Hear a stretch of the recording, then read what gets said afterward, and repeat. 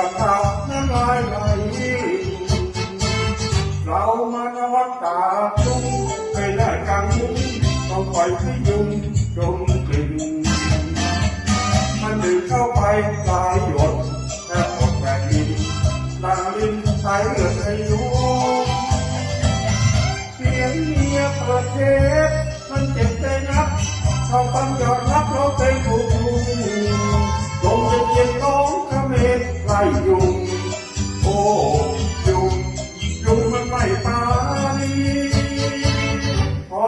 ที่เลิกเขาเดือนต้องนอนหนาวเป็นดวงน้องดาวของพี่ช่วยบอกรัก